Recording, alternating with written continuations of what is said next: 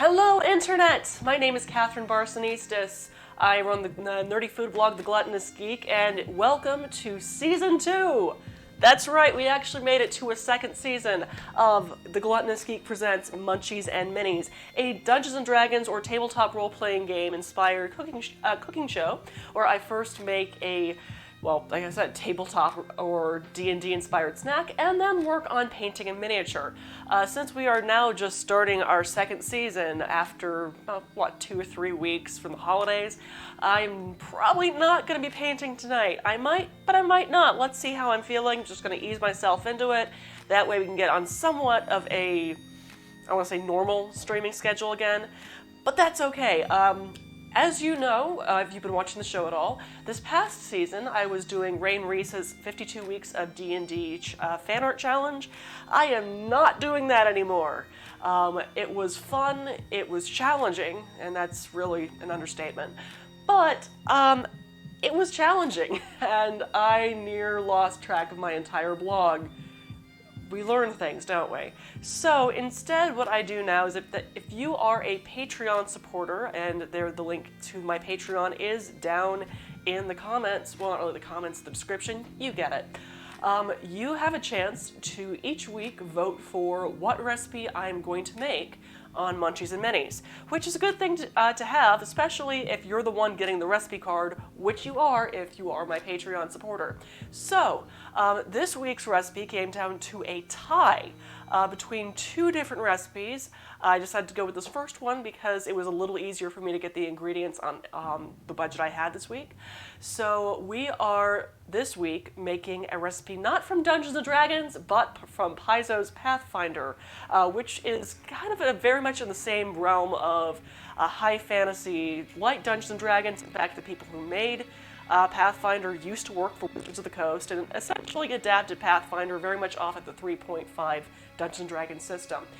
However, today's recipe is from this one volume of Small Towns Along the Coast. I actually was kind of had to laugh about it because when I found it, I found that one of my friends helped write this source book, Mr. Matt Vansel of, I want to say, Dead Gentleman Productions and Zombie Orpheus Entertainment. So the recipe is called Jak-a-Nape's Cinnamon-Crusted Flapjacks. Now, you're thinking, what, Jak-a-Napes? If you haven't actually read that supplement, I have a section from the Pathfinder Wikia right here to read some of it off for you. Jak-a-Napes is a ramshackle inn in the small town of Falcon's Hollow at the edge of Endoran's Dark Moon Vale. It is located, blah blah blah, it offers food and lodging to travelers passing through the town. Its friendly owner, Jack Crimmy, is a retired troubadour from Riddleport who is always a warm welcome, a solid meal, and a few tales ready for his visitors. His cinnamon-crusted flapjacks are as famous as his skill at juggling frying pans and his legendary marksmanship with the crossbow. While I will neither be juggling frying pans or using a crossbow today, I know, we're all disappointed. I mean, for one, I don't have a crossbow. I need to get my husband on that. For two, I'm using a cast iron skillet today, so it's kind of heavy to juggle, and I don't want to accidentally drop it and kill one of my cats. I do not condone animal cruelty. So, right. Jack Crimmy has a very sort of mysterious past, but whatever the truth of it, he serves his cinnamon delights once a week to a line of happy customers that queue outside the inn and halfway down the road. So, that's the recipe we are making, cinnamon-crusted flapjack, and you're thinking, oh, well, just, pancake mix with cinnamon in it. Yes, but not quite. No, we are doing more than that. We are making pancakes with cinnamon in it, and doing a treatment to it that is going to fry it up. Well, we're basically making French toast pancakes with beer. I mean, how can you argue with that? Beer, French toasted pancakes. Come on. Also, in that particular region of Falcon's Hollow, there is a plant called apple leaf, which has leaves that taste a little bit like apples. We don't have leaves that taste like apples, but we're going to be making a brown sugar cinnamon topping with apples for our beer flapjacks. So, now that I've given you the whole flavor text and explanations that I'll probably keep on referencing throughout the rest of the episode, let's get cooking. So first, what you're going to want is to make up your pancake batter because it's going to need to rest about 10 minutes before you start frying them. So first, I'm just going to switch to my prep cam here. You're going to start out with a cup of all-purpose flour in one of your mixing bowls. And yes, you're going to need 2 mixing bowls for this dish. So next up, I just need to whisk in my dry ingredients, which of course I need measuring spoons for. So to that, I will be adding a teaspoon, where's my teaspoon? Teaspoon of baking powder. Just gonna add that in there and get my whisk. Kind of whisk that in together, along with a ½ teaspoon of ground cinnamon, which I have back here. I'm just going to keep the cinnamon out because we're going to be using quite a bit of it. It is going to be a cinnamon-crusted flapjack after all. So there is a ½ teaspoon of cinnamon, a pinch of kosher salt, which is behind my cameras. So, pinch of kosher salt. Or, just a pinch of table salt. I like to use kosher salt though, and it doesn't require me to open up any other containers. Whew, right. Other things I was putting in here. Right, first just need to whisk all of my dry ingredients in there. And now it's time to start adding my wet ingredients. So for that, you are going to need whole milk, an egg, let's see. Oh, right. I realized something. I did not add all of my dry ingredients. I am missing my brown sugar. So to that dry mix, I want to whisk in 2 tablespoons of brown sugar. Stay. Right. Got a quick whisk, get that all uniform for the most part. Right, now we start adding our wet ingredients. You'll be needing about 2 tablespoons of melted butter, which that I'm gonna do right now in the microwave. So when you melt butter in the microwave, you can't just set it on 30 seconds and let it go, because then you'll have it spluttering all over the place. Butter does have water content to it, and that mixed with oil tends to go all over the place. You don't want that. So I got my 2 tablespoons of butter. Just gonna melt that in 12-second increments on high in my microwave. And in the meantime, get myself a drink because I think I might be going a little too quickly for you guys working at home and also for my own nerves. So, that is 12 seconds. And we start the whole arduous process of more 12 seconds until it is completely melted. The reason why I'm doing the butter first is because I'm going to be using the same measuring cup for my other wet ingredients. But while I'm at it, I'm just going to go ahead and crack my egg into there.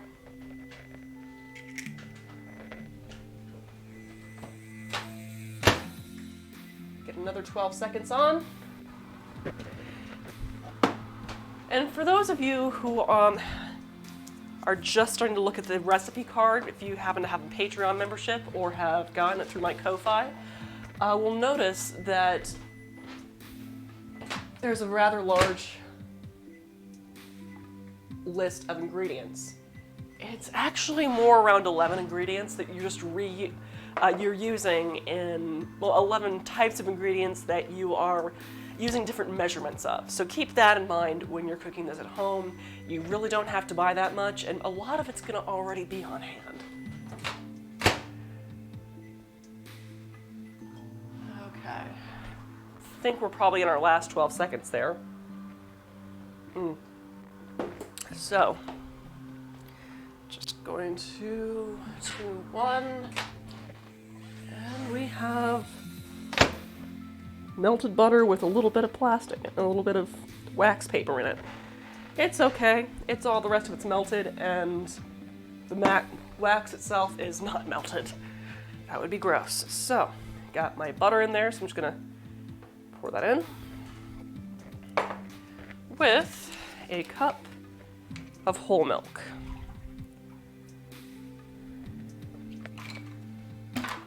So, just going to pour that in and whisk that all up until everything is beaten and mixed to a uniform consistency. I mean, you've made pancakes before, right? Don't worry, if you haven't, I won't tell. We all gotta start somewhere, right? So, there we go.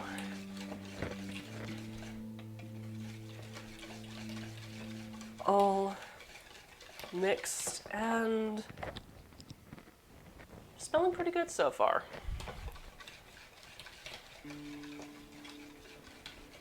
Just making sure I don't have any lumps in there. And now, since I need to have this sitting for about 10 minutes for the baking powder to activate, I'm just going to set this off to the side and set a timer for 10 minutes as I start working on our second batter. So let's do a timer of about 10 minutes there, and then clean my whisk off.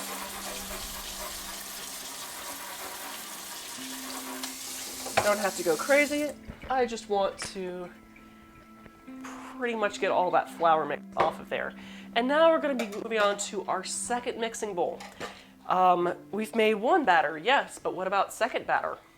So, this second batter is going to be our French toast batter. That's going to be egg, cream, and beer based. I'm just going to go ahead and put our milk away for now so it doesn't go bad on me. And for this, well, for one, you're going to need more eggs. And get rid of this one because we don't need it anymore. These things recycle, right? Right? I think. I'm not sure. Maybe be very sad if they don't. I don't think they do. Sad. Cool. Right. So, just making sure my microphone's still on. Good, it is. Right, now we need to make our French toast batter. So for that, I need to actually look at my instructions again. Okay, good. We're doing exactly what I thought I was doing. So for that, you will want a half cup of heavy cream. So I'm just gonna pour that in there. Half a cup. Then, for our beer, I decided to get Warsteiner beer. It is a Dunkel roasted barley malt. A lot of times you would rather use a porter or a stout, but you know, I thought this would be a good farm ale, kind of a farming village ale, so that's why I went with it. And also, it's a lot less expensive than a lot of the porters and stouts you're going to find that aren't Guinness. Don't get me wrong, Guinness is a good beer. It's just not my preference. So feel free to use Guinness if you'd like, but for me, I'm all about Warsteiner. So, and that is the German pronunciation. So, Warsteiner. That's how you can find it in the grocery store. And like I said, it is a lot less expensive than a lot of the nicer craft brews that you're going to find. So, if you're doing something like, I don't know, making French toast crusted pancakes with them like I am, it's probably a better option to use for your French toast batter. So I've got about a half a cup of Warsteiner beer, and also I'm going to be getting a separate container out so I can enjoy the rest of my beer. Why do I say that? Because not only will I be using the beer for my French toast batter, I will be using it in the kind of caramel apple topping that's going to be on top of these pancakes. So I was going to put about 2 tablespoons of beer in there. It's a half tablespoon, so I'm just going to go ahead and measure that out right now and set that to the side so I can actually start drinking this beer without, pouring it into something that's going to be served to other people. So yeah, prep dish can go over there. Let's give that a quick rinse in case I need to use it for anything else. All right, so to our beer and cream, we are also going to be adding 3 eggs. So I should actually just drag this thing over to me. Okay. It's 1. Hey. Do what I say. Right. 2. And 3. So, and see, I also need another teaspoon of cinnamon.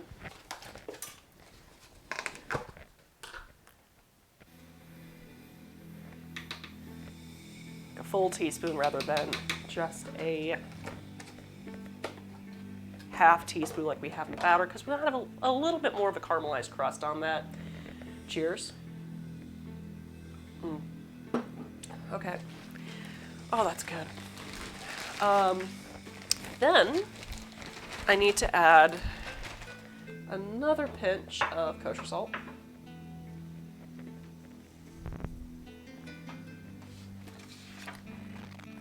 I just realized I need to heat my skillet up, so I'm just going to do that really quick here. Just switch to the stove cam. You see I've got a 10-inch diameter cast iron skillet. I'm just going to, for one, put the handle a little bit further away from where my hands are going to be, just so I don't accidentally bump it while making my sauce, and heat that up to about a medium high. So if you're using like on a low to 6 scale like I am, I'm gonna put it around 4 and just let that heat up as I'm continuing to prep this. So I have not added my brown sugar yet, so I need to add 2 tablespoons of brown sugar. I did add 2 tablespoons earlier to that, right?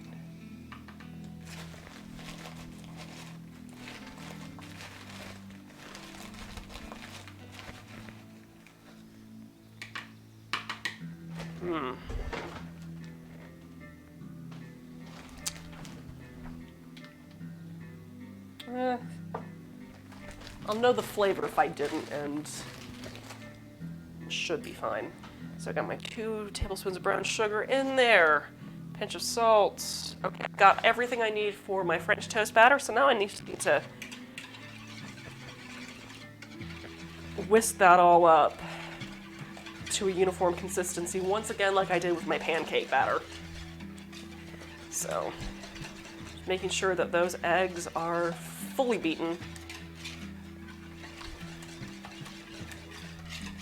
And everything is all mixed up and not clumpy.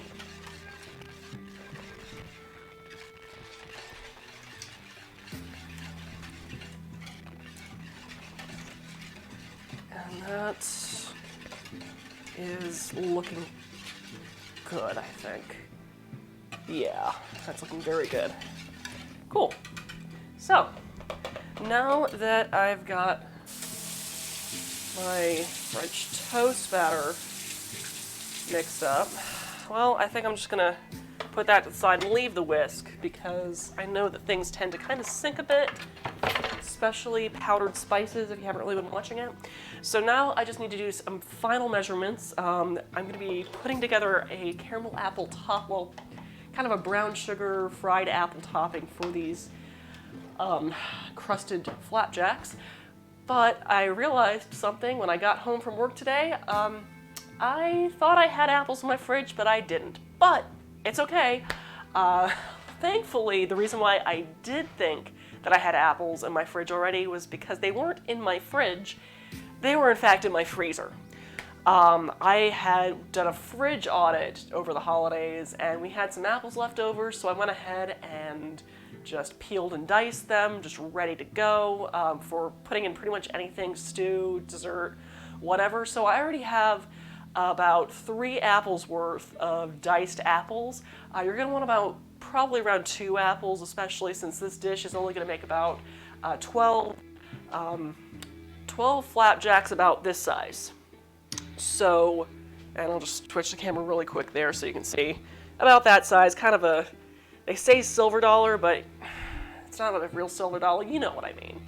Enough so you can fit about 3 flapjacks onto the pan at once. That's essentially what you're gonna have to keep in mind. So, now I just need to do some more measuring. So first I'm gonna need to measure my butter out, because I'm gonna need about 2 tablespoons to fry up our flapjacks. Once those are fried, I'm gonna need another 2 tablespoons to fry with that French toast crust on it. And then I'm gonna need about a 1/4 cup of butter, more butter for the apple topping itself. So I'm just gonna grab another stick of butter and get that measured out, as well as the other things I need to measure out, which are my brown sugar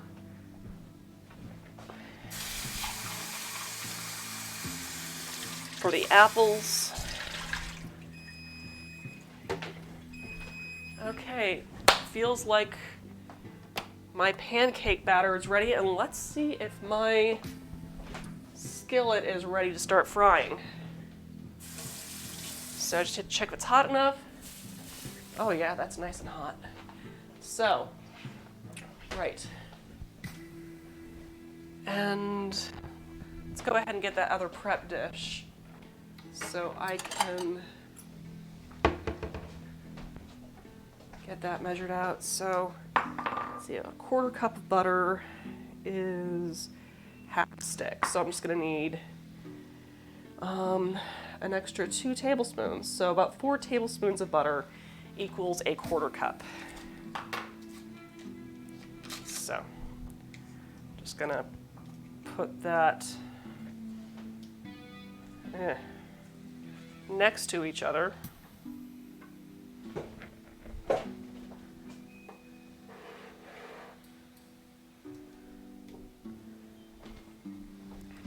Back in the fridge, as well as get my overhead fan on.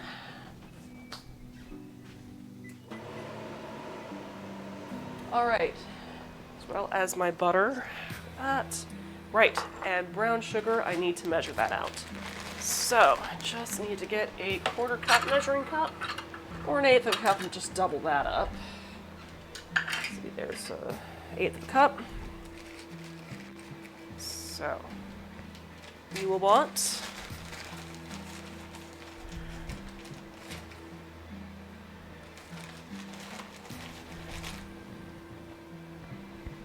let's see. There we go. 1/4 of a cup of brown sugar.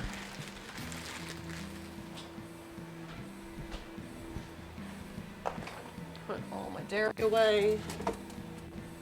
My eggs away because I don't need them anymore. And a big thing about cooking is cleaning as you go. All right, so that's getting very hot. I'm gonna adjust it down a little bit. So what I want to do first with my butter is I want to move this over here. Now, you've got about 2 tablespoons of butter for each frying application. I know we've gone over this. So what I want to do first, since I need about, to do about 4 batches of batter at the same time. Oh, right, I forgot something else. I need another small dish.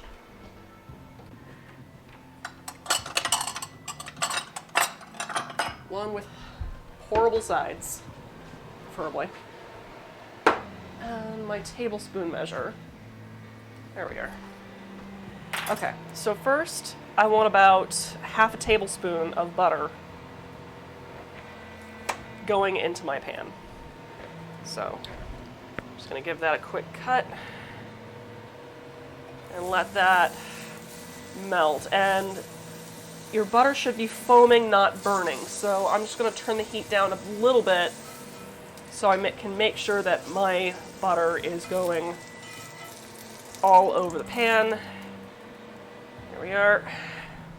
Get back here. All right, so yeah, adjusting the heat as necessary. So I'm just going to take 2 tablespoons of my batter, put it into a dish, then pour that batter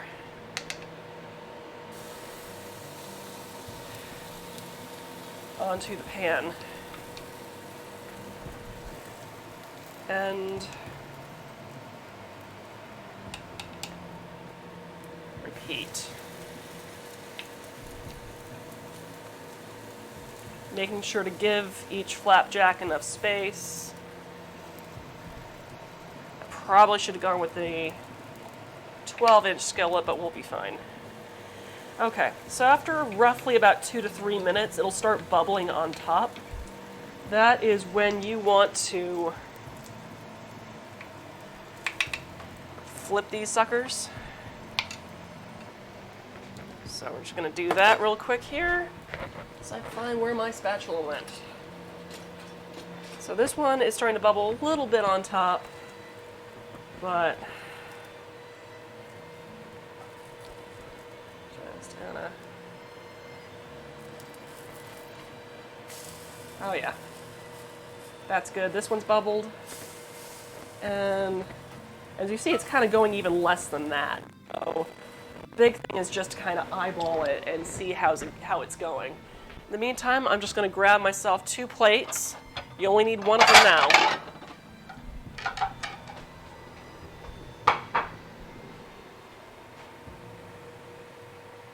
Okay, I think that one's done. Nope, a little bit longer. Maybe, nope. Okay. I think it's about another minute on that. Probably less. Just grab myself another beer. Well, beer.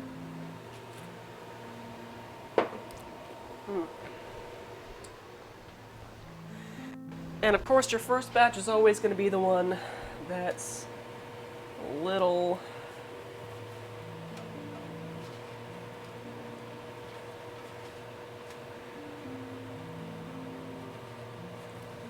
How's that looking? A little bit longer. Okay. Just want to make sure that it is golden brown on the other side before I remove it. It's getting there.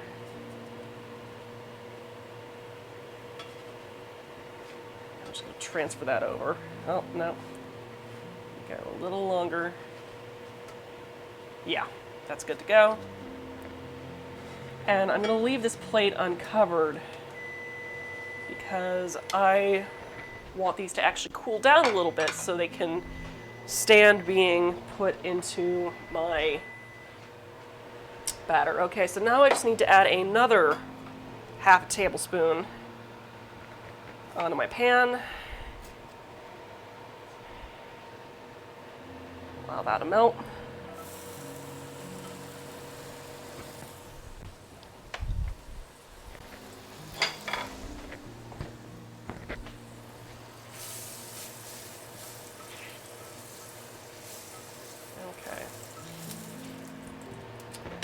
Alright, that is foaming up nicely, so once again,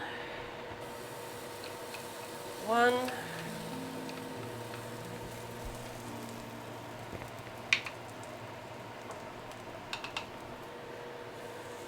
2,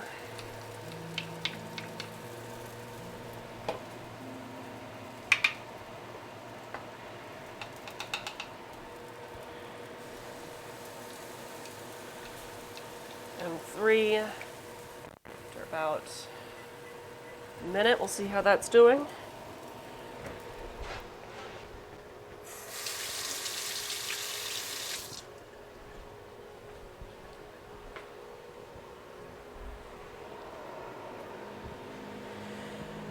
Oh boy. And just go ahead and get my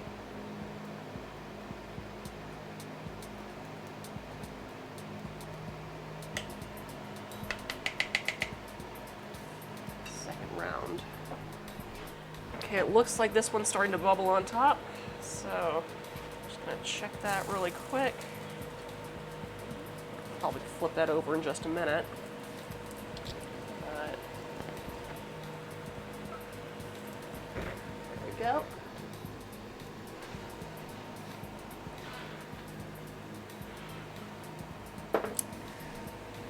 See some bubbles coming up on that one, so let's go ahead and flip it.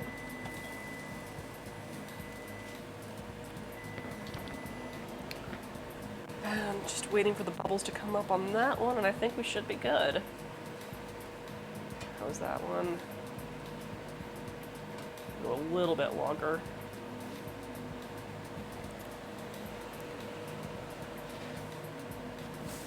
Oh yeah, that's good to go. And swapping it out once again. Oh yeah, that's good. Let's see. Just a wee bit longer.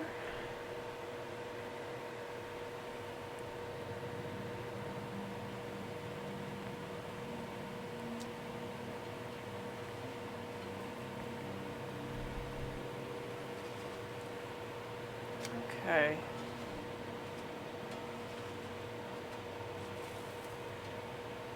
I don't know if I'm worried about this that much. Though it looks like my batter's finally starting to activate a bit more the heat. And that's good. Just get some more butter on there. Yep. There we go.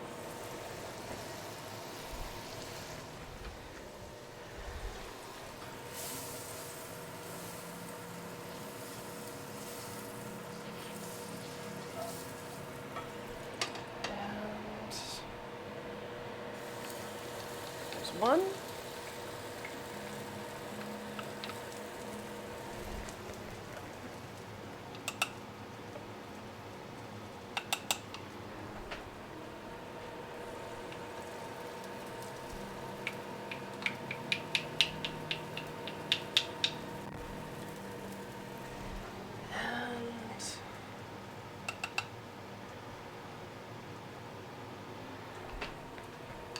Probably turn the heat up just a little bit more.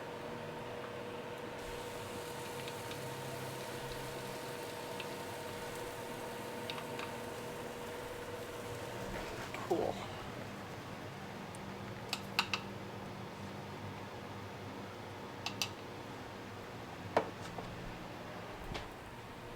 Okay. Ooh, right. Is my microphone still working? Good. Okay. Another good indicator is, are the edges kind of at a golden brown already? It looks like this one is, so I'm just going to go ahead and flip it.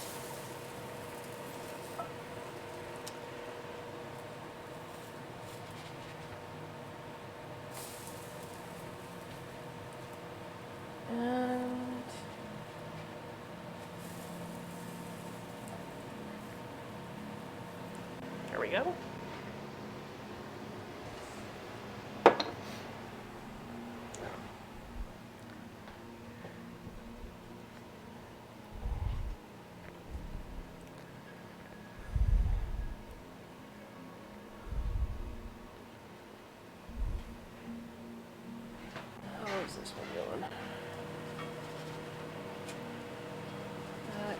Still has a little ways to go.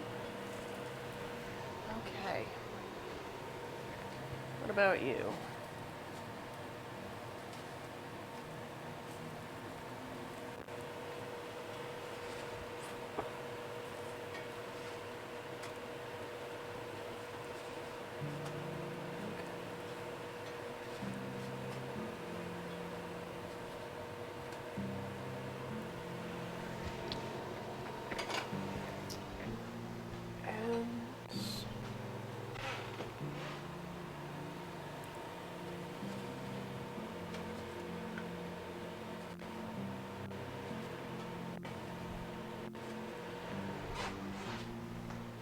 Now for the last batch of pancakes. Just gonna last a little half tablespoon of butter. Is there any plastic on that? Oh, I'm about to find out.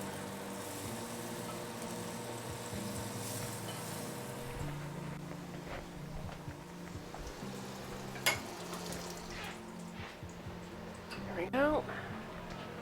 Well, I don't see any plastic, so I think we're good.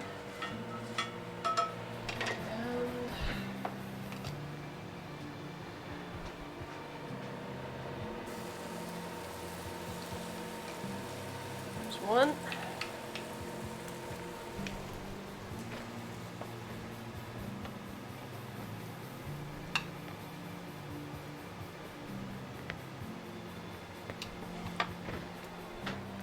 two.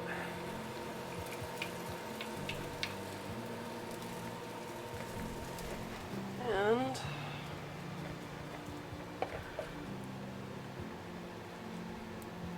I think I've got enough batter for 2 more.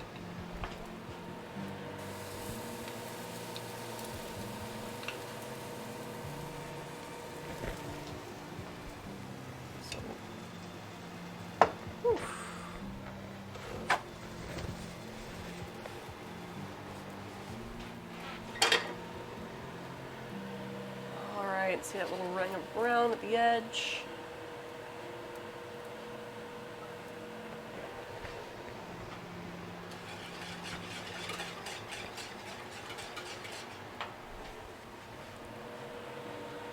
That one definitely can flip. And so can this one. And so can this one. Cool. Definitely get that cinnamon scent off the pancakes. Yeah. All right.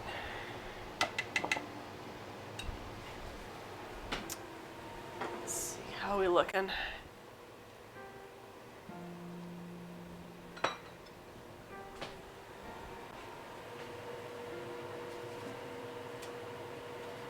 Go a bit longer. Okay, so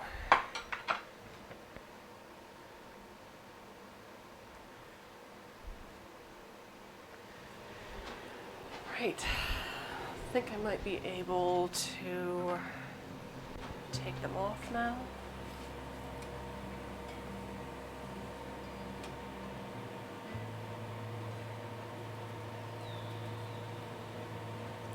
Oh yeah, those are done. All right, so my pancakes are made now. So now I just need to take my next batch. Just let that cool. I'm just gonna turn it down to medium just a wee bit. And that also means that I need to get my apples going. So what I need to do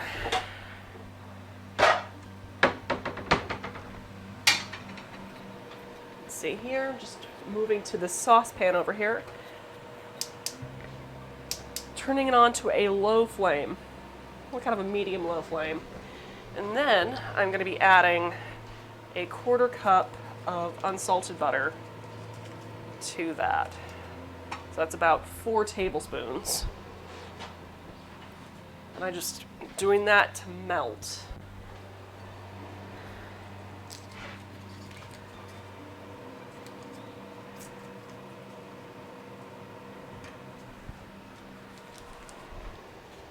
Alright, and you know that I do have this ready and waiting to go, so I will not keep it waiting any longer.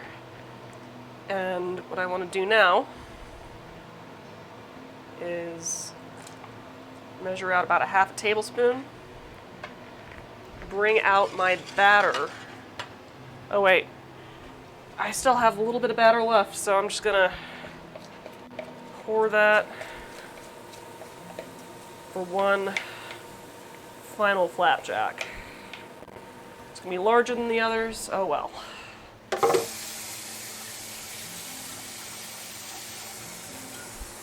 Just gonna let that cook while I wait for this butter to melt, because it is still doing that.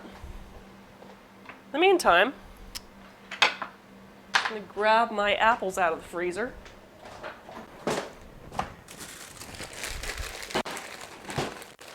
And you want roughly about 2 apples worth of diced apples. So roughly equals about a little over a cup, probably a cup and a half or so. Oh, yep, that's ready to go. Hopefully I didn't burn it.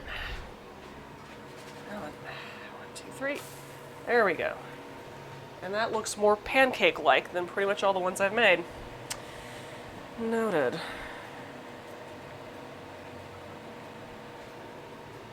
Okay. So, I guess I'm just waiting for my pancakes to cool because I need to dip them in my French toast batter.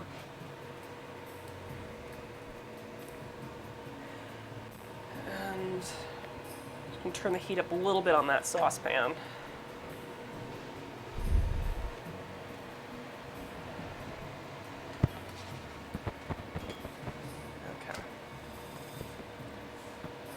Cool. All right.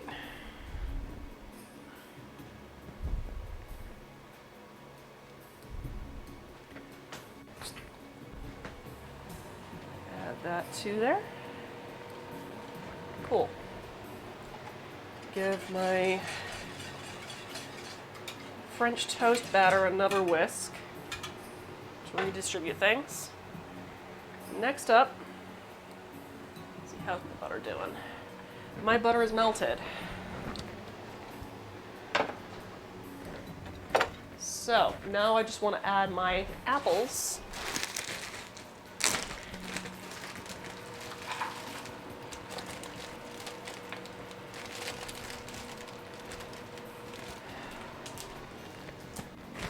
To there with a pinch of kosher salt.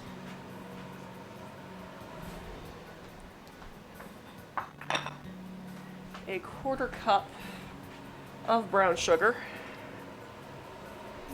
and I could have sworn it's something else. Right, my 2 tablespoons of beer. Gonna give that a quick stir. Coat. Oh.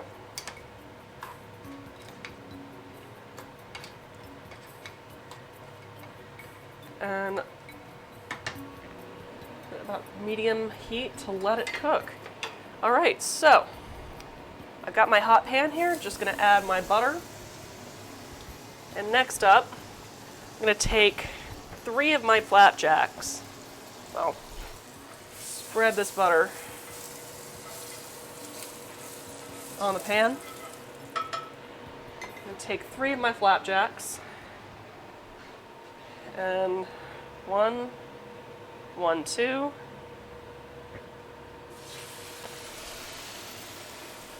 1, 2, 1, 2.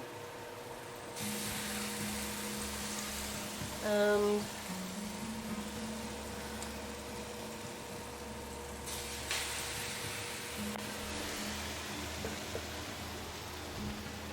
get that cooking.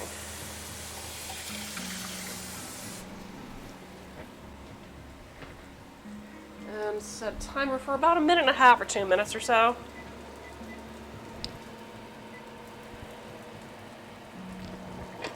Let's see, how's this doing?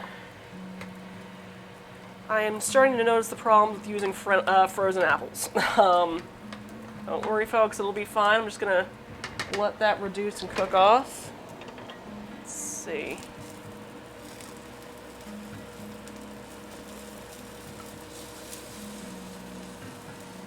Meantime, got a let's see how we doing.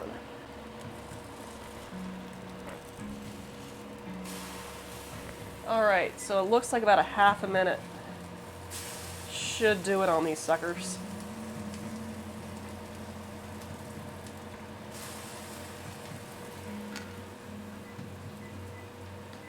Cool. And I'm certainly tasting the cinnamon in this too, so I'm pretty excited about that.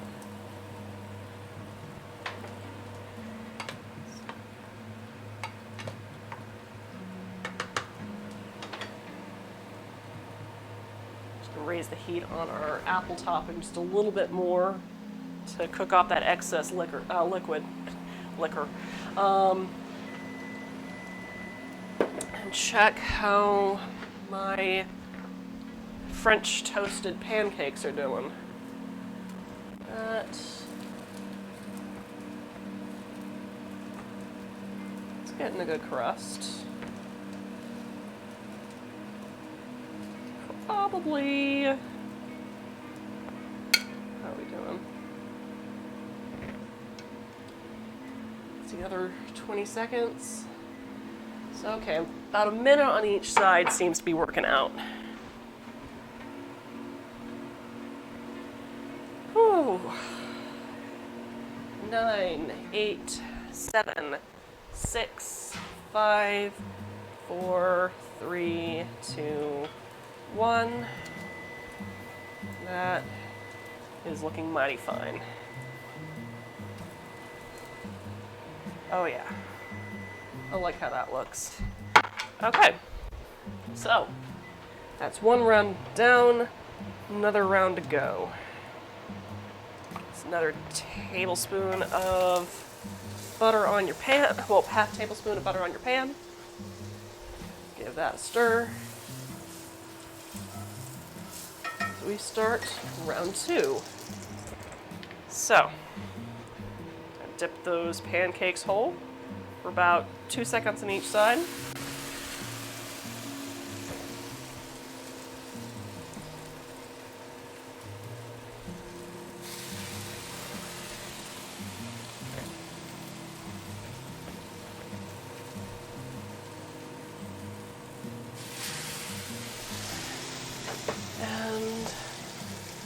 About a minute on our timer.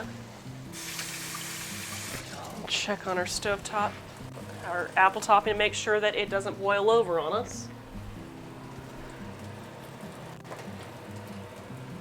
I think we're looking good. Just need that to thicken up. Might actually add some cornstarch to it. Okay. And it is smelling amazing in here, I can tell you that. Beer. I should put the rest of those frozen potatoes away. Let's see.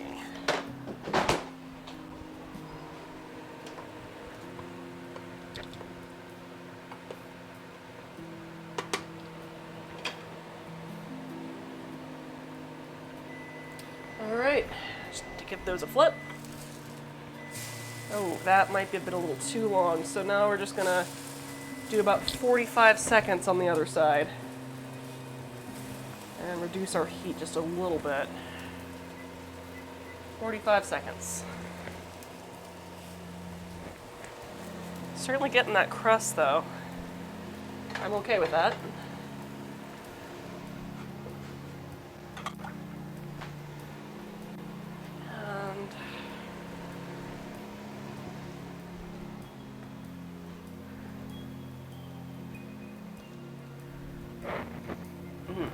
Man, that smells good.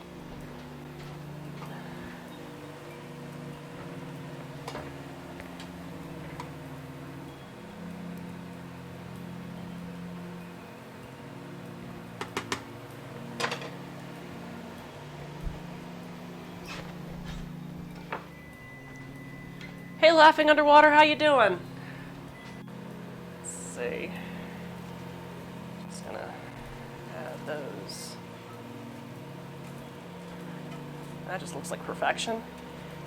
Hey, I am doing good. Recovering from my first week back at the school I work at, and starting a new season of Munchies and Minis tonight, as you can see. This is not a 52 weeks of D&D challenge.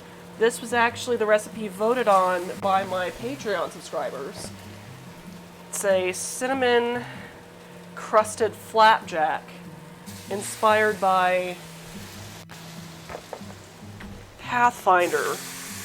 There's a source book of kind of towns and inns along within the, I think, the inner coast or something. Let's see, about 30 seconds. And there's a tavern there. Oh, I should have melted more butter. Brain is not working. Called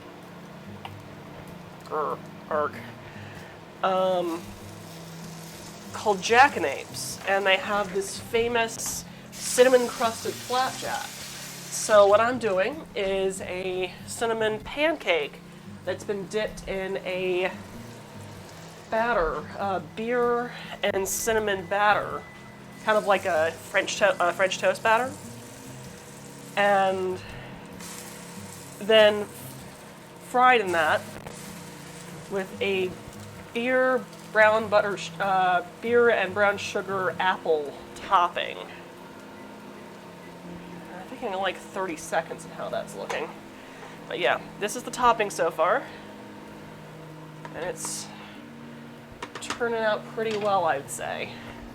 But yeah, it was actually a tie between this recipe and the one I'm going to be doing next week, which is from Dungeons & Dragons Dragon Magazine, where it's going to be kind of a Native American culture-inspired buffalo meatloaf, topped with honey corn and using like wild rice and other ingredients that would be found usually within the Plains region of North America. So I'm pretty excited about that for next week. But yeah, I'm trying to find more ways of involving my community and the whole process, and I'm having a lot of fun. The most recent blog post was inspired by, oh, thank you so much. The most recent blog post was inspired by the Adventure Zone. It might have gone a little too long. I finally made tacos. Finally. I actually made it like months ago for my wizard party, but have not had a chance to actually post it until, well, yesterday. I mean, it was that whole shopping recipe challenge. It completely threw me off because I first did this oyster skewer thing that was, well, for lack of a better word, ended up just being disgusting. I ended up tossing the whole thing, which, I mean, it makes me sad, but, you know, I can't really serve up something that I know in good conscience does not taste good. So yeah, that put me back behind a few weeks because the following week I went to Mexico. And then the following week after that was Thanksgiving. And that had a whole host of problems as it was to begin with. But no, I finally came up with this kind of Turkish-inspired, Turkish recipe inspired by Calenfort. And I think that turned out pretty well. That will hopefully be posted tomorrow on the blog. But yeah, let's see. As you saw, the holiday special went absolutely great. Still need to mail off those little Baby Yoda Christmas ornaments. And let's see, in the life and state of me, well, I've got 2 other recipes already photographed. Cooked and photographed. I've got another one I'm going to be making up tomorrow afternoon or tonight. I might actually make it tonight. Possibly. Let's see, that needs to be flipped. That's what that timer was for. All right. Yeah, I think 30 seconds is the happy medium. Okay. 30 seconds. But yeah, God, what else do I have coming up? Oh, right. I'm going to be on another podcast tomorrow night. Flipping the Table podcast. They have a channel here on Twitch. A really fun group here in Atlanta. I absolutely adore them. They are having me on as a guest for their D&D game. I think it's just part of Atlanta D&D. I'll be playing a halfling ranger named, what's her name? Zengen Mosshair. And I have a mischievous goose companion. And yes, I did totally rip off Untitled Goose Game, so I am excited about that. Well, I think Allison's going to be on that one too. Yeah, and so is James Stiver. So, and Nick and Brozak, and what's his name? Ethan something. He's on 99X. He's also going to be one of the players for that as well, which I am going, just no pressure. I mean, here are all these people who are like super game industry people, and I cook things. I cook things gaming, but so yeah, no pressure. But no, it's gonna be a fun game. I'm super excited about that. And let's see, what else do I have coming up? Let's see, Ethan Monsoor. No, it's different Ethan. Actually, I can bring that up for you right now because we just followed each other on the Twitters. His name is not Ethan, Evan Brando, show host for 99X and Rectify Gaming, and overnight fella on Rock 1005 Atlanta, 100.5 Atlanta. So yeah. Yeah, oh, thank you. I'm looking forward to seeing you. I think it's going to be a lot of fun. But yeah, I've got that coming up. And also, the first Wednesday of, what's it called? I forgot words. Words exist. I forget them. February. Yes. First Wednesday of February, I will be on another show. It'll be February 5th, I believe. Let's see, yeah, February 5th, I'm going to be going to Staten Island to visit the good folks from Audio Dungeon, where I will be making a recipe up ahead of time and feeding them on the show, and hopefully get to play some games too. Still need to kind of talk to him about that and,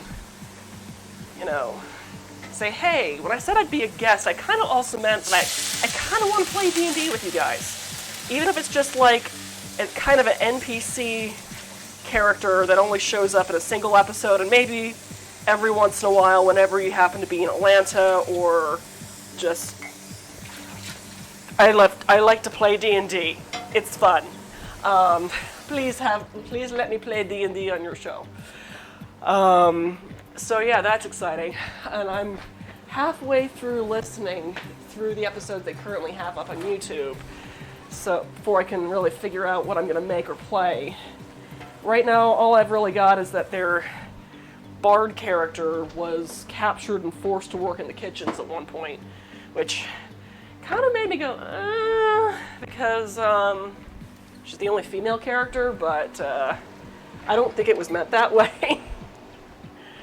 But apparently, it was funny. Like in the show, all the characters get captured by this all these enemy forces, and it turns out they're actually better at doing these 9-to-5 like bureaucracy jobs than they are. I mean, the roles end up being better for these 9-to-5 bureaucracy roles than it does for their actual adventuring jobs. So it's like, wizard, you should probably quit wizarding and go into real estate.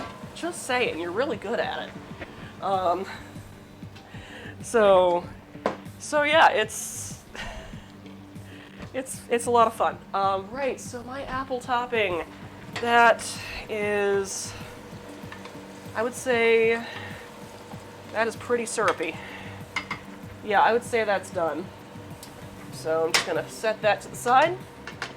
And I've got some time left. Well, I got plenty of time left. What am I talking about? I have all of this French toast batter left from making my pancakes. So it seems kind of criminal to not use it for something since it is delicious cinnamon French toast batter. However, one of the recipes that I did make earlier this week, well, technically, I made it on Sunday. I made gingerbread, inspired by Ma Costa from his Dark Materials, i.e. the Golden Compass. There's a point where she makes gingerbread and gives it to Lyra. And I actually made it from a 1910 recipe for gingerbread. The trouble with that 1910 recipe for gingerbread is that you really need to eat it straight out of the oven, or it's like rocks. It just basically turns into a brick. This I discovered after I, let's see, do you let it sit overnight after making it? I see part of, what's it called? Part of my day Sunday was that not only was I making this dish, but I was doing an interview with another one of my friends, my good friend Ashley Gilbert. If you happen to see, do let it sit overnight after making it. I just made it like right before the show. But yeah, Elizabeth Gilbert, Ashley Gilbert, from, well, if you know D4, she's the fiance of the DM Dustin Fletcher. She is starting her own nerd podcast soon called Nerdspresso, and she wanted to find a couple of friends who also do nerdy professions and interview them for her podcast. So she was over that day and happened to come in right as I was taking the gingerbread right out of the oven. So, or rather, I just took the gingerbread right out of the oven right as we were about finished setting up to start recording. And poor lady, she forgot her laptop charger, so it's like, let's try to get an hour, out of this before we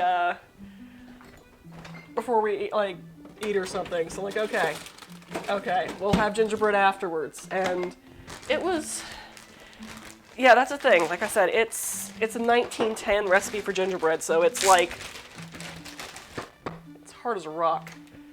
But what do you do with bread that's gone kind of dry and hard on you? You make bread pudding from it. So that's what we're going to do. I'm going to take a 8x8 baking dish. I already set my oven for about 350 degrees. And I'm just going to give that a spray over the sink so I don't slip all over the floor.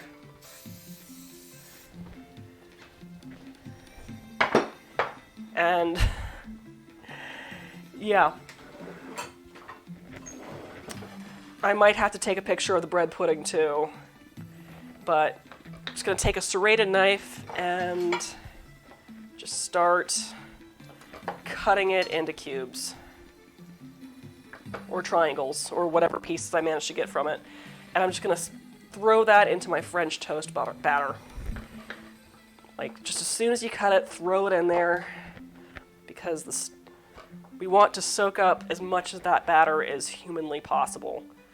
So I'm doing about roughly half-inch cube, 3/4 to full-inch size cubes or pieces.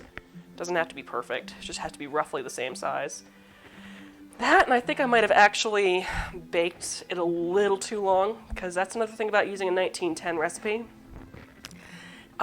This was before there were standard temperatures or I think electric stoves at that point. So the only instruction they really give you for baking is bake in a moderate oven for an hour. So what's a moderate oven? Well, I interpreted it as being 350 degrees. I might have been wrong, or I just needed to adjust the amount of time that it needed. Moderate in 1910 was severely depressed. Yeah, I'm pretty sure it was supposed to be much less than that, but you know, I'm learning things. But that's the thing about doing these recipes too. I can also figure out like what needs to be done to make it at least be palatable. Like for example, I did add more moisture to the recipe, the written recipe, as well as less baking time. So, but hey, now I can make a delightful bread pudding from my gingerbread with a beer batter. So, even better. I might actually mix a little bit more brown sugar into that, but we'll see how this is. Whew. Let's see, when you make cookies, have you ever done them in 225 for 40 to 45 minutes? I have not, and I will tell you why. It's because I don't actually do sweets all that often. I know it's crazy, but I'm actually more of a savory cook, so I've never actually tried going diverging too much from standard baking recipes, because I will admit, baking makes me a little nervous. It's not like cooking where I can kind of just eyeball it and figure it out. No, baking's an actual science. And things can go severely wrong if you're not getting the measurements right or cook times right. Case in point. But no, the flavor is good. It's just better when it's straight out of the oven. And I imagine it'd be better if it was baked for less time. Though I might test it again and redo post after trying about 225. I just need to give those cubes a toss too. And cover this with a lid to keep it warm. Where did you go? Haha, wait, that's the wrong one. You have a lid somewhere. That's not the right one, but it'll work. Or did they put them up here? Nope. I have a bunch of pot lids kind of scattered willy-nilly around the kitchen, apparently. All right, spatula. Let's see, if you go by weight, it's hard to mess up baking. Even idiot cavemen like me can do it. Yeah, that's the thing, though. I'm, like I said, I'm more of a savory cook than I am a baker, and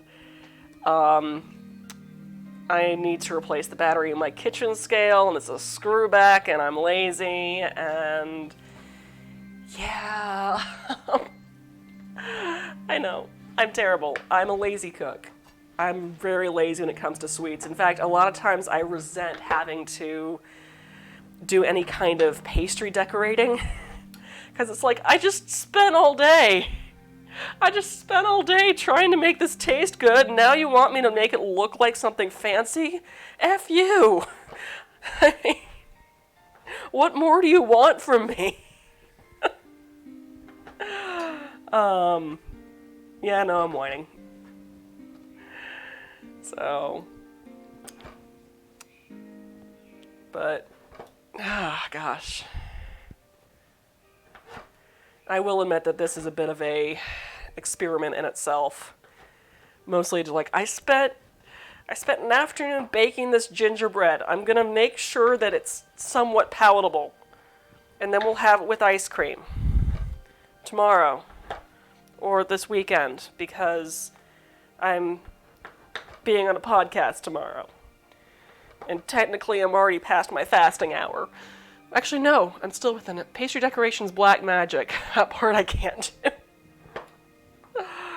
I feel you. I don't know how my friend... I've got a friend who's a professional cake decorator. Yeah, she went to pastry school. I mean... there's a reason why she doesn't and I don't. And the crazy thing is, too, she tells me that she prefers savory things more as well. And she's also of German... She's also German. And she's like, I don't really like American sweets that much. They're too sweet. And I'm just going, I feel you. I'm with you there. Lady of dual citizenship. Can escape at any time. Let's see, this... Yeah, that's definitely looking like a respectable bread pudding mixture. Just need to let that soak a wee bit longer.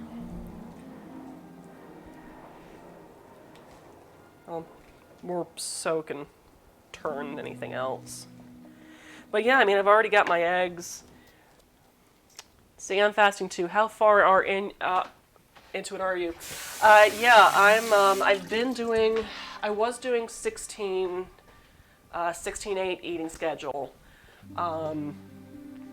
pretty regularly before the holidays. Luckily, I switched over to 24. I know, 420, smoke them if you got them. And it's hard. I mean, I've been doing it, I decided that, okay, to save money, especially since it seems like my biggest weakness in spending is eating out. I know, crazy. I cook, but I spend way too much money going out to eat, and a lot of it is with my coworkers at the school I work with when didn't really have any students starting out at the beginning of the year. But the principals still expect them to be there from 8 to 2 with no students there, like you do. That we would just end up going to the Mexican restaurant next door and going nuts on $4 margaritas, or the gastro, or the sports bar around the corner. But yeah, it totally... Drinking in the afternoon will mess with your faster than anything else, it seems, as well as eating out. It's like, okay, so started 18.6 and went to 24, then went on meds that's closer to 23.5. Ouch. Yeah, and you're watching my food stream. You're brave. I mean, my husband went on a 36-hour fast, and while he was just still, eating bone broth once a day, it was still rough. But yeah, I decided to save money and to stop having excuses. I'm just going to go 24. That way I can... I'm brave and you're heroic for cooking while fasting. I'm on my eating period right now. That's why I'm able to drink a beer. But yeah, I mean, that way I'm able to have, a small snack, a healthy snack in the afternoon when I get home from work at 4. Which today, I only got about 18 hours, and I was like, no, fuck it, I gotta eat.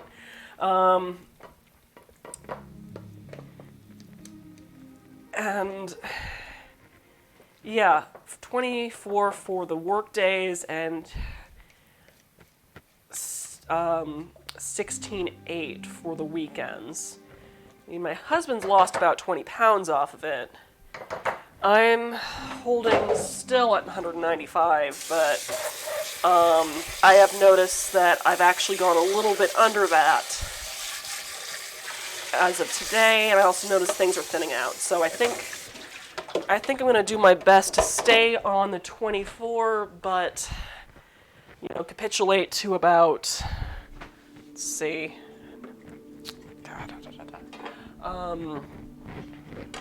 things and stuff, to about 18.6 on days where I'm just really hungry.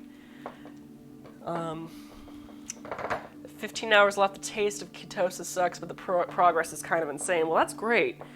I mean, I will say that this is... I fluctuate the least while I'm doing the intermittent fasting. My goal for 2020 is to lose 20 pounds. It's a fairly small number, I would say, for a year. But at least I'll feel like I've accomplished something. So I'm just going to stick this in the oven and check on it in about, let's check in 20 minutes. It's probably going to be longer than that. But in the meantime, I can do my creative plating. Day 22, I've lost 20 or 30 so far. Yeah, I envy dudes. Because, yeah, I started at, what's it called? I started at 209 before I started going to the gym. Got to 204 before I started fasting. And when I started fasting, I dropped down, I finally broke 200 for the first time in like at least a year or two, down to about 195, and then it's kind of been on and off since then, which is, it's fine because it's holding for the most part between 197 and 195. And that was on the 16-8, and I wasn't, to be fair, I wasn't really eating the most healthily.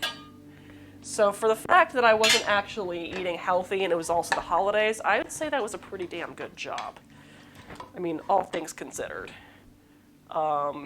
So, yeah. Also considering I was going out to eat pretty much like at least twice, 2 or 3 times a week for lunch. So... yeah. Okay, I think that's our plating. Yep, that's pretty. I like it. Cool. And just gonna garnish that with a cinnamon stick. Where are my cinnamon sticks? Aha, here we are. See, I'm doing more of the test/challenge though. It's like plateau during a 3-day fast can help the break though. Yeah, my husband said that he's going to try to do a 3-day fast once a month, which I think we might do on one of these weekends. Let's see. Maybe if I do it as a garnish. Let's see here. Oh, that looks cool. I like that. Yay! I kind of wish I had photo quality on these cameras, because the plating I'm super happy with how the plating on this turned out. Here, let me bring it a little closer here. Isn't that pretty? I love it. I can't wait to take a photo of it. So, yay! Oh gosh, okay, so, but yeah, my goals this year is to lose 20 pounds from doing the fasting and eating better, to eat out, if at all, only once a week, if at all, to spend less money than I'm making, which I'm not making much, admittedly, for my part-time job. I mean, I've got a job interview, well, a phone interview on next Wednesday that, I mean, I'm optimistic about. I mean, if I get it, I think it'd be a very good thing for my family. But yeah, that's a goal. Other goal is to finally put my money where my mouth is, or rather my willpower where my mouth is, and actually like finish writing and submit that cookbook proposal that I want to do and I've been wanting to do for the past 4 or 5 years. I don't want to say it because, and you might already know it, because I don't want to jinx it, but that's definitely that is definitely on top of the goals. Before said series that I'm doing said cookbook off of ends up, like, getting another one of my good friends as its, what's it called? As its author. You can do it, I believe in you. Yay, thank you so much. But yeah, goodness. Those are the main goals. And hey, I'm glad that I figured out a way to make Munchies and Minis like a lot easier on myself, so I can basically cook up creative stuff without having to overthink it and just absolutely kill my brain. I'm gonna check on that bread pudding and see how it's going. Yeah, that's got a while. So, with that said, I know I've got about 40 minutes left. See, if you're watching this on YouTube, I will cut like pretty much the rest of the section out. You've seen the plating. It looks gorgeous. Go ahead and make it to your heart's content. And I think I'll just continue to be on here and talk to people because, hey, I totally can. It's the beer drinking hour. Or rather, the finished drinking the beer hour. So I managed to finish it before 9 p.m. and not have to fast any further into the evening tomorrow. And try my best not to get myself green curry tofu sometime halfway through the day. Yeah. Right, so other stuff I'm excited about. Let's see, that's coming up. Trying to think. Oh, blah, blah, blah, blah, blah. Right, looking at travel options for this year. A little hesitant because I was talking to my aunt who lives in Dubai when she came to visit Atlanta a couple months ago, and she said that she wants me to come visit her on her dime. She's a law professor out there, and her students had started watching Game of Thrones, and they're huge fans, and she wanted me to come out and talk to her class about food in Game of Thrones, which, yeah, that would be awesome, but then Iran. So I'm debating, considering Dubai is like right across the sea from, should be fine. As long as we don't go over Iran, we should be fine. But yeah, that's a possibility for late February, and looking also at travel rates for Seattle because I'm really wanting to visit my friends over in Zombie Orpheus Entertainment, and I've also been told by several friends that I would love Seattle and I need to go visit. I know that there's a couple of folks out there who are already with like other folks in the game industry that I'm friends with on Twitter. I'm like, God, what's her name? Kika from when we did Witch Girls. Yeah, we need to go see her. But other than that, there's Gen Con. Super looking forward to Gen Con.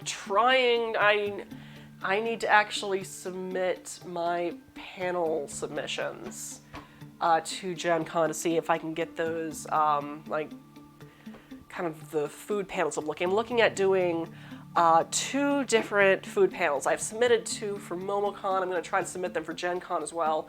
One is called Feeding Your Adventuring Party, and it's kind of how it sounds. It's kind of like world building through food for dungeon masters, homebrew writers, game developers, as well as writers. Talking about how culture and food are basically just going hand in hand. Wars are started over food. Wars are started over spices because of how much they are and also whether people want them. It's the same reason why we have wars over oil. It's a resource that people want and for the most part kind of need. We all need to eat, but kind of talking about how you can use, like, create kind of cultural cuisine to not only flesh out your worlds, but to also sort of tell various psychological things about your characters as well. So kind of, that's one of the panels I'm looking at teaching. The other one is on hosting nerdy parties. I've got my wizard party as an example, among other things. I was hoping to kind of sort of like how to plan out a gathering that everyone will remember that won't kill your wallet or your sanity. So those are the two I'm going to submit. Hopefully they'll go through. Still haven't heard from MomoCon yet. So yeah,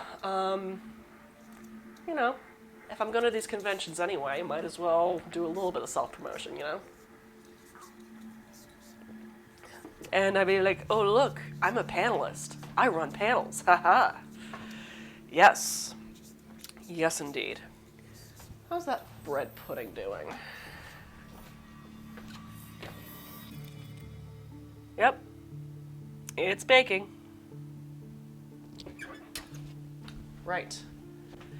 Okay.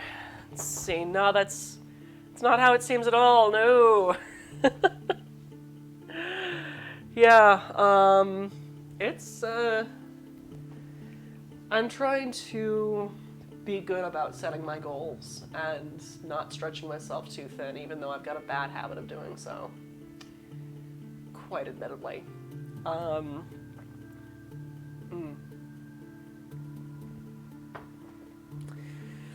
But, hey, only place to go is forward. So looking forward to that.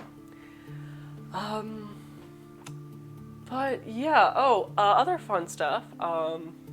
It's like new Bunny Allison and others make going to cons seem so cool. Aw. It's an experience.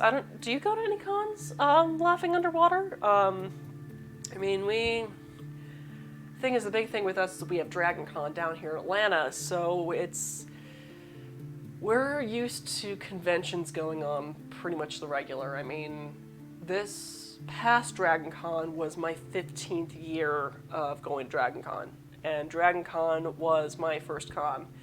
Now, you don't suck. I mean, it's just so many various factors. Yeah, Count PAX, I went to that once with two really late people. I still need to go to PAX at some point. I know I had some friends that went to PAX Unplugged. They seemed to have a lot of fun. I wish I could have gone, but at the time I couldn't really justify the expense, especially after spending so much money on Gen Con. But my husband's coming to Gen Con this year, so yay, that'll help mitigate some of that. Yes. Pardon me. But yeah, here in Atlanta, it's the whole, if you know one geek group in Atlanta, you know every geek group in Atlanta, and eventually the country, and eventually the world. And all of it all has to do with Dragon Con, the largest sci-fi fantasy convention in the Southeast. It's been running, well, since 1986, so it's slightly younger than I am, to give you an idea. But yeah, I've been going to Dragon Con since 2004. That's when I graduated from high school.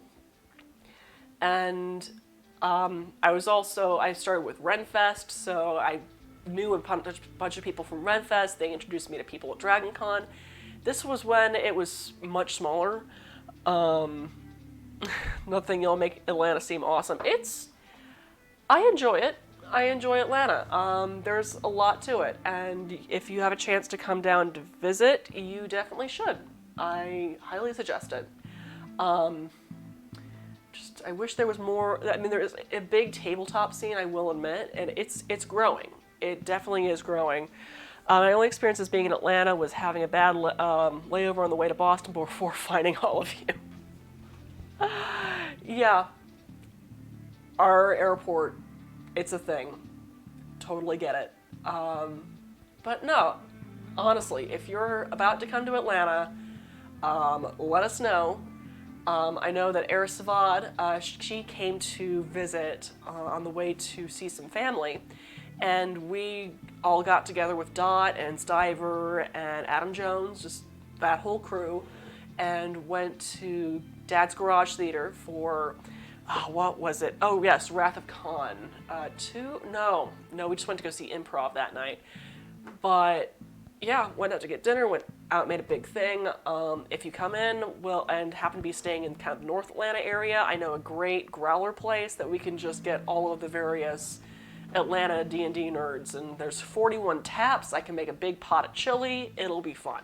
And it's only about 10 minutes away from my house, so if you want to come visit, well, actually, if we're done spending money at the growler place and need a place that, has more chairs or couches, I live 10 minutes away from there, and we'll have another fire pit / nerdy hangout. So, yes, that's a thing. Love to have you to come visit, because I've been living in Georgia for the past 20 years, and while there are a lot of things that suck about it, I love Atlanta. This is my home. I'm gonna be living here till the day I die. So yeah, come visit our community. We have one. And also, like I said, because of Dragon Con, it's like, one geek group, every geek group. I mean, you saw me on Trash Crafts with Bunny. Well, I've actually known her for several years before that, or before the D4 stuff. Like, for example, Dustin and Devin from D4, we met each other while we were working at Netherworld. My relationship with Phoenix is like that, except without the positive and fun parts. Okay, I understand that. Actually, if you're in Phoenix, I'd check with my friend Sarah, because I can't remember if she's in Phoenix or Tucson. I'll check on that. She's cool. Her blog is Geeks Who Eat. She and her husband are Arizona folk and absolutely nerdy and make a lot of really cool recipes. They also are huge horror fans, so if you like a lot of scary movies, her blog is definitely good to check out. But yeah, bread pudding. I'm going to check on that again. I'm going to see how that is. It smells good. I can definitely say that. Right. But yeah, like I said, Devin and Dustin from D4, I met them about a decade ago. Yeah, I want to say 2009. Either 2009 or 2010. Yes, that sounds accurate. Believe Devin was a stunt lead for Netherworld Haunted House. I was working as kind of one of the stunt actors. Yep, Scottsdale. That's it. Yeah, they're good folk. Check them out. Tell them I sent you. They are fantastic people. You will love them.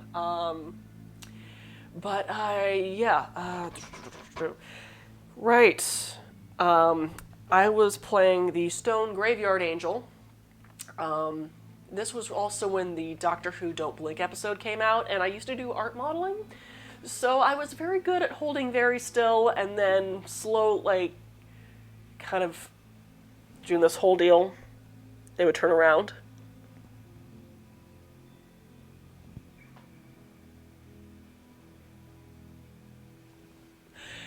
And yeah, it was a lot of fun. But I was also on a actor lift that there was a button behind my leg that I would push with my leg, and it would lift me about, I want to say, at 6 feet in the air. But yeah, since I'm strapped into this actor lift, I would need the stunt guy who could also handle a lot of the machines to come around and check up on me, and that was Devin at the time.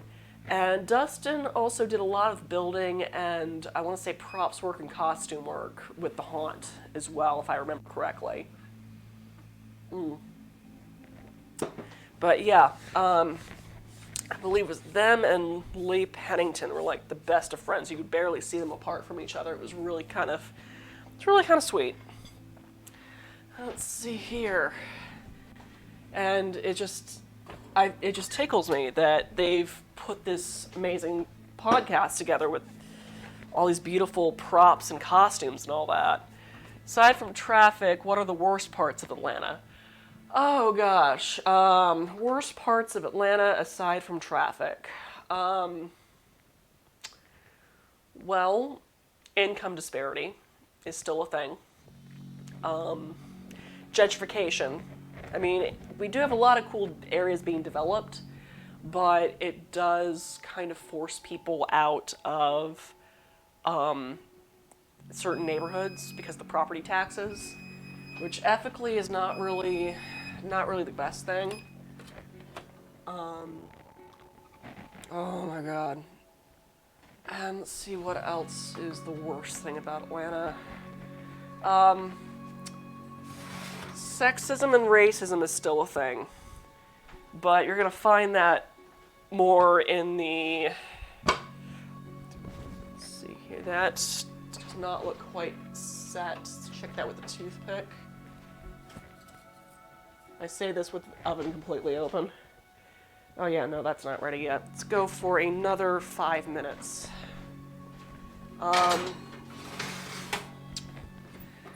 Also, I know that some of the issues, crime isn't terrible. You just kind of keep an eye out on things, don't do anything stupid, and stay away from certain areas. I know that we also have a problem with sex trafficking, but that's mostly because of the airport and how much, considering it's a hub, it's the busiest airport in the world, so you're gonna have problems with that. But I know the city is trying to do its best to stop a lot of that. And right. Oh, no. I know exactly what is the worst part of it. The public transit. The public transit sucks. And a lot of it, once again, has to do with classism from income disparity. You have, the traffic is so bad because our public transit is, like, where it goes, which counties it go to, is managed by the counties rather than by the city. So if Cobb County doesn't want black people going up north, then they'll vote out. I know, it's bad. It's ridiculous, and it's the reason why we have some of the worst traffic corridors, because we have this road, like, we have this city where people want to work but never sleep, and then inside it's like out there they sleep but never work, so everyone's flooding in the mornings and all that. Hopefully it'll all change. I am super jealous of cities like New York City and London with their mass transit. I'm jealous of Chicago. I am in love with Chicago's mass transit. I know people hate it, but dang it, I'm able to get to, like, and where they have the breweries set around Chicago, I'm able to visit like three or four craft breweries in the span of an afternoon on different parts of the city because of the and without a car, because of their public transit. I freaking love it. So yeah, I'm jealous. I kind of want to go back and drink a lot of beer and eat a lot of pizza. But yeah, as far as, I mean, we're improving in a lot of ways. It's a very strong art community.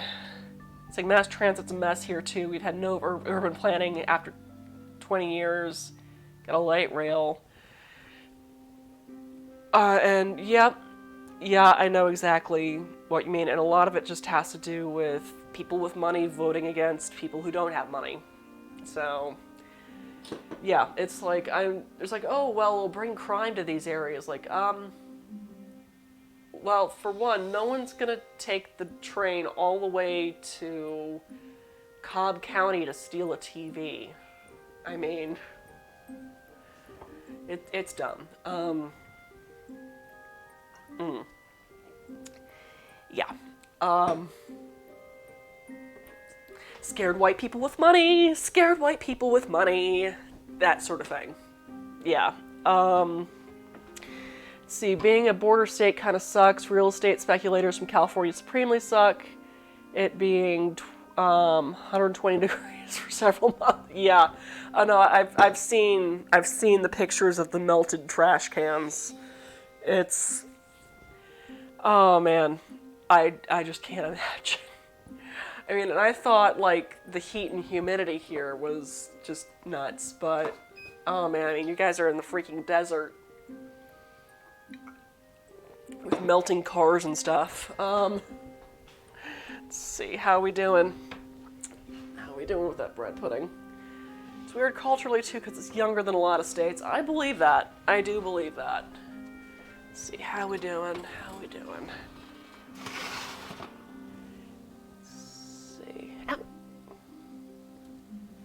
I could still go just a wee bit longer. Let's go with another 3 minutes. 4 minutes. That should do it. I say that with such surety. Another thing I like about Atlanta, though, especially being a cook, I have access to such a large variety of ingredients. And it's because we have such a large immigrant community here in Atlanta. A lot of Central and South Americans, a lot of Koreans. Our Korean population is huge. And that means I can get delicious Korean ingredients all I want. It's like gochujang paste, yes please. Getting all sorts of strange and amazing produce for practically nothing. Yeah, it's awesome. Indian community as well. Bangladeshi cuisine. Oh man, it's so good. That's all. Oh, and Thai cuisine. When I can find it, it's amazing. But yeah, that's why I also have an addiction to eating out so much, because I was telling you about that Mexican place that's right next door to the school, well, right next to the school I work at.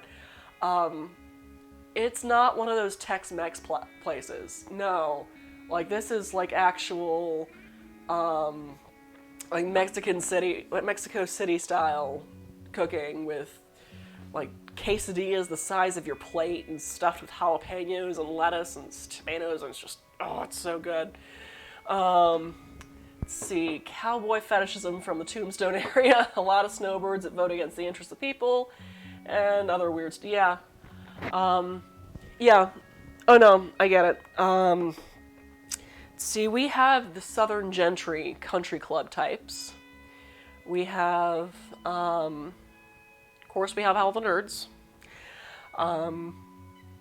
There's actually kind of a little bit of a community for everybody here in Atlanta. I can honestly say that. And I think that's probably also why I like it. I mean, not the whole, like, stuck-up Southern Gentry type so much as being able to see a little bit of everything and people living and doing their lives and enjoying themselves. We've got a very large gay community here as well, like LGBT community, and Q I think is also included. Let's see, who else? I swear there's like a convention for everything. Goodness, what else do we have? Role-playing game community as well.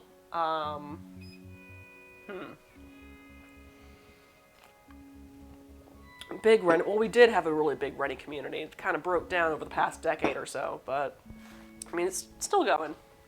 I know that my husband wants to get back into the SCA at some point. It's just, yeah, their meetings are Wednesday evenings, and that's usually when I stream. So I don't know, I'm tempted to switch my streaming nights to Thursdays, especially since my husband has his game night on Thursday nights. And it seems like I get more people coming in on Thursdays. So I'm very tempted. Very, very tempted. That way I can also go to SCA meetings, but then I can't really I have to skip episodes for like weekend conventions. I guess I can always alternate, like switch Wednesday or Thursday, depending. Okay, let's check on that bread pudding again. Derpa derpa derpa derpa der.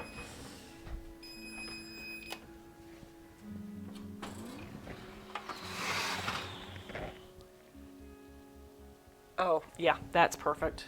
Perfect, perfect, perfect. And it's still moist. I mean,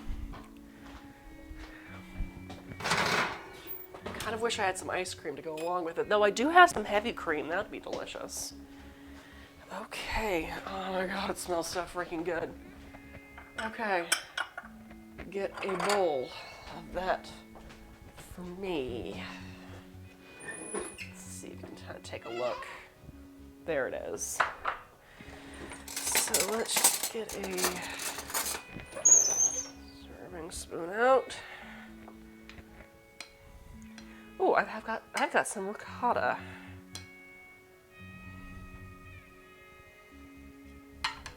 And honey.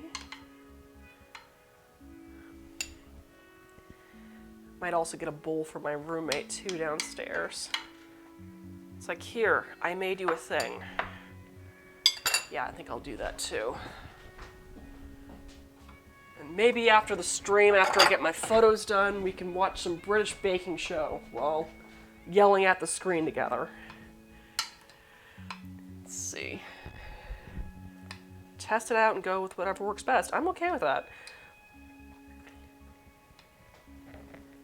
Let's see. Actually, British baking show and bread pudding sounds amazing together. Just gonna... Oh, right, I forgot. She's going to a full moon circle tonight. Okay, that's good. I'll make her up a plate and put it in her fridge and tell her to microwave it. Yes. Cool. All right, so we're about 13 away from 9 o'clock, so I think that's probably a good time for us to, I want to say, call it a night. However, let's see who is streaming so I can have you raid onto another channel. I wonder if flipping the table is going on right now, and I can go bug them. Thanks for the stream. Hope you have a great rest of your night. You too. Thank you so much for joining me. Let's see. Who shall we raid? Raid. Ah, mouse, why aren't you working? And wherein I realize I don't have access to my, what's it called? Keyboard at the moment. We shall make this work. Not to worry. Okay. Where are you? Derpa. That's not the rating button. Rating button. Let's see. I'm not used to Twitch's new interface. Come on, Twitch. Where'd you go? Let's see. Could have sworn I've done this earlier. Derpa. Rating. Let's see. Dashboard, maybe, or community. Streaming tools. That's not what I want. Arg. Well, once I figure out how to raid again, we will raid. But right now is not that time. So thank you so much for joining me on Munchies and Minis. This was a really great night. Really good return, and you'll have a great night. Mwah. Where'd you go?